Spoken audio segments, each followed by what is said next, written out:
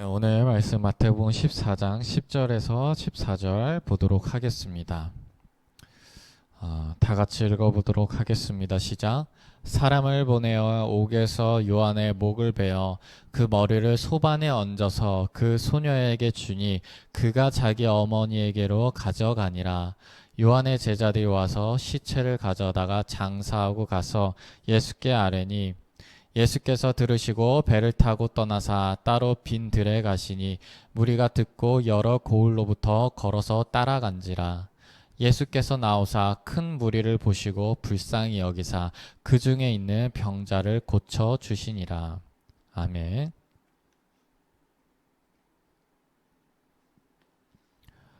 오늘 말씀에서는요, 세례 요한의 죽음에 대해서 나옵니다. 세례 요한은요, 어떤 자냐면 예수님께서 선지자보다 더 나은 자요, 여자가 낳은 자 중에 세례 요한보다 큰 이가 일어남이 없다라는 성경의 평가가 있습니다. 엄청난 위대한 그런 사람이죠. 그리고 세례 요한이 누굽니까? 바로 그 예수 그리스도를 먼저 전파하고 선포하며 그 예수님에게 세례를 준 사람입니다. 정말 중요한 사람이죠. 세례 요한이라는 사람이. 그런데 이 세례 요한의 죽음에 보면 어떤 일이 있냐면 세례 요한이 그 당시 헤롯 왕에게 자기의 동생 빌립의 아내 헤로디아에게 장가든 고로, 그러니까 지금 헤롯 왕의 아내 헤로디아가 헤롯 왕의 동생 아내를 취한 거예요. 그러니까 그것을 옳지 않다라고 지적을 하니까 헤롯 왕이 그를 감옥에 가뒀어요. 헤롯 왕이 감옥에 가뒀는데 그 뒤에 어떤 일이 일어나면요, 그 생일 잔치에서 아까 나왔던 아내 헤로디아가 지적을 받은 거잖아요. 그러니까 한마디로 그게 창피하고 굉장히 수치심을 느낀 거예요. 그래서 그 헤로디아가 그 세례 요한을 죽이려고 합니다. 근데 그 죽이려고 할 때 어떻게 죽이냐면 자기의 딸을 그 생일 잔치에서 춤을 추게 만들어요. 그런데 이 춤이 당시에 그냥 어떤 재롱잔치가 아니라 이것은 남성들을 유혹하는 춤인 거예요. 그러니까 그 당시 생일인데 지금 의붓 아버지 앞에서 유혹하는 춤을 추는 거예요. 그러니까 지금 그 상황이요, 굉장히 음란하고 한마디로 천박하고 격이 떨어지는 그런 생일잔치인 거예요. 헤롯 왕이 그걸 보고 또 어떻게 하냐면 좋아합니다. 그래가지고 그 딸에게 소원이 뭐가 있느냐 물어봐요. 근데 그 딸은 이미 엄마인 헤로디아에게 명령을 받아왔어요. 세례 요한의 목을 원합니다. 쟁반에 담아다 주십시오. 이렇게 얘기를 합니다. 그래서 그 많은 사람들 앞에서 그 약속을 했기 때문에 헤롯 왕이 세례 요한을 결국에는 처형을 시킵니다. 목을 잘라버려요. 여러분, 지금 세례 요한이 죽음이 어떠합니까? 다른 제자들의 어떻게 죽음에 대해서 전승이 내려오는 것처럼 정말 박해받는 속에서 어떤 그 믿음을 지키면서 죽었습니까? 그것도 아니에요.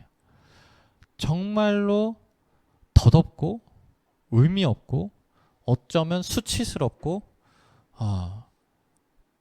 정말 어이없고 가엾는 죽음인 거예요. 그 세례 요한의 죽음이. 아니, 어떻게 세례 요한을 죽으라는 명령이 그 정말 음란하고 천박하고 그러한 장소에서 자기들끼리 히히거리면서 한 사람의 목을 가지고 서로 소원으로 얘기를 해가지고 그냥 죽여버리고 목을 잘라버리고 쟁반에 와가지고 그 목을 진상하고. 세례 요한은 예수 그리스도를 전파한 자고 예수 그리스도에게 세례를 준 사람이고, 여자 중에 낳은 자 중에 세례 요한보다 낳은 자가 없다라고 얘기를 한 그 세례 요한의 죽음이 이러하다는 거예요. 그런데 오늘 말씀을 보면 요한의 제자들이 와서 시체를 가져다가 장사하고 가서 예수께 아뢰었어요. 지금 세례 요한이 죽었잖아요. 우리는 이 말씀을 보면서 그렇게 느낄 수가 있어요. 아, 세례 요한의 죽음이 너무 의미 없다. 참 덧없다. 그런데 심지어 세례 요한의 죽음 가지고 하나님이 뭐 슬퍼했다던가, 뭐 예수님께서 그 소식을 듣고 마음 아파하셨던가, 아니면 뭐 그걸 보고 뭐 제자리를 뭐 감화 감동을 받았다던가, 아니면 세례 요한을 그렇게 천박하고 악독하고 자기들끼리 그렇게 그 목숨을 가지면서 놀았던 그런 자들의 어떤 나중에 결국 심판을 받았다, 그런 얘기들이 일절 없어요. 그리고 나서 예수님이 그 소식을 들었대요. 심지어 장사했는데 장사에 가지도 않았어요. 그냥 그 소식을 들은 거예요. 그런데 예수님께서 뭐라고 하시냐면 그 뒤에 그냥 떠나신 거예요. 그리고 큰 무리를 보시고 불쌍히 여기서 병자를 고쳐주셨대. 아니, 세례 요한 죽었다니까. 예수님 세례 요한 죽었어요. 네. 그러니까 우리가 성경을 보면요, 우리가 원하는 대로 읽게 돼요. 우리가 보고 싶은 대로 읽게 돼요. 우리가 원하고 보고 싶은 게 뭡니까? 대부분이 권선징악이란 말이에요. 카타르시스란 말이에요. 내 어떤 생각과 상식 안에서 그걸 보고 싶단 말이에요. 근데 성경은 그걸 얘기를 하지 않아요. 그러니까 네가 원하는 거, 난 그거 관심 없어.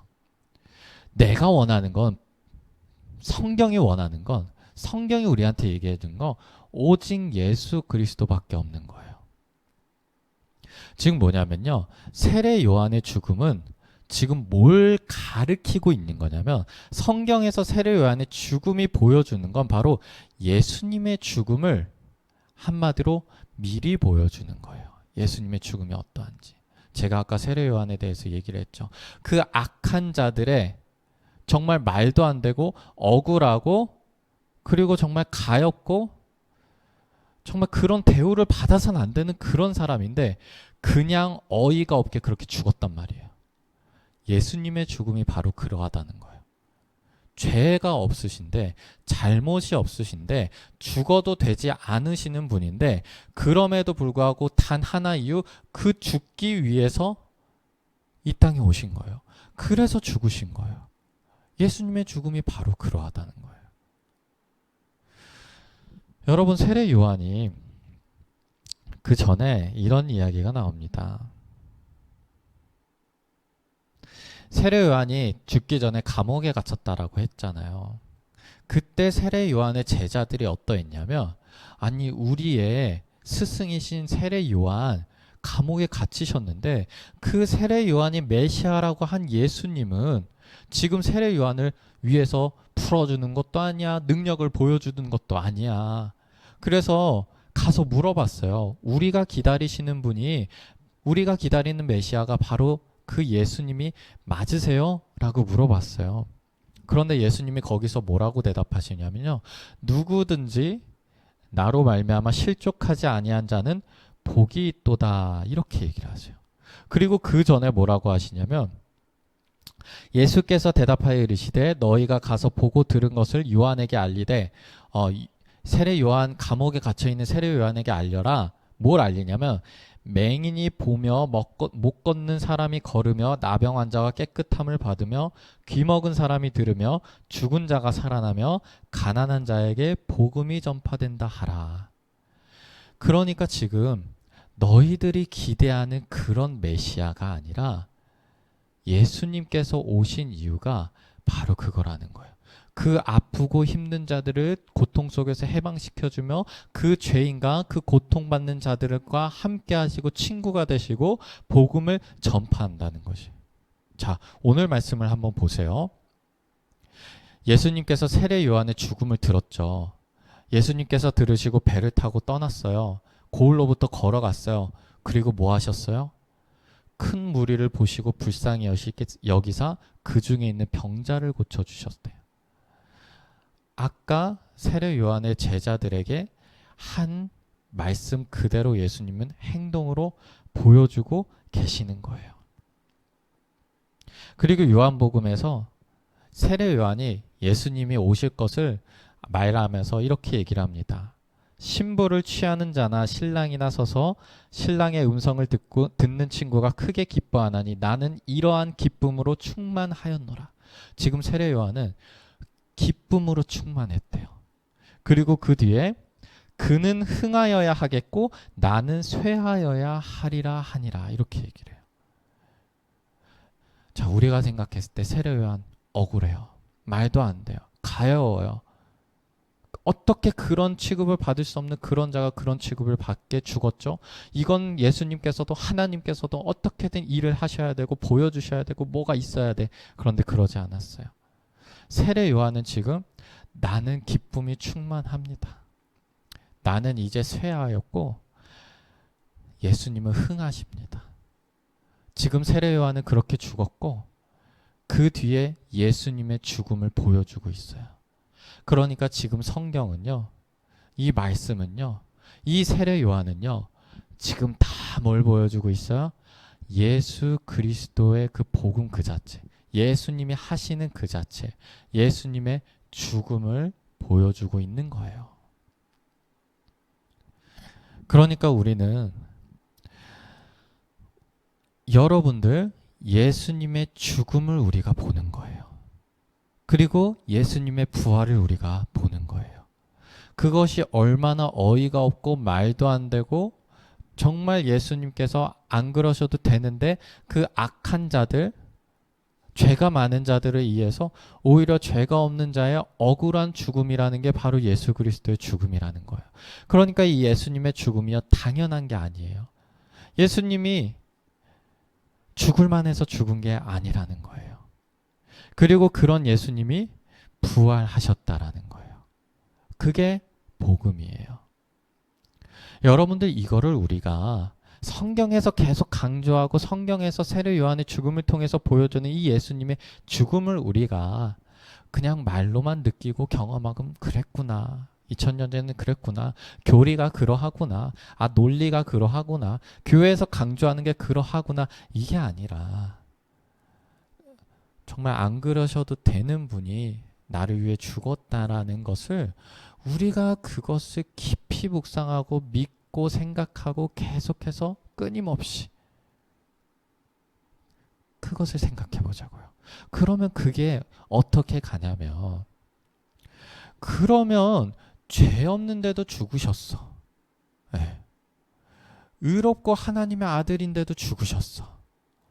그런 말도 안 되는 핍박과 모멸감을 받으면서 죽으셨어. 왜? 나를 위해서. 그런 예수님이 당연하게 지금 역사하지 않겠냐, 이것으로 우리가 가는 거예요. 말씀을 읽을 때, 예수님의 죽음을 볼 때, 세례 요한의 죽음을 볼 때 그것을 우리가 믿음으로 자꾸만 이끌어가는 거예요. 그 십자가를. 여러분들이 힘들고 어렵고 고통스럽고 병들었을 때 왜 예수님이 여러분들을 위해 일하시겠어요? 기도에 응답하시겠어요? 그 죽음까지도 예수님은 감당하셨던 분이니까 라는 거예요.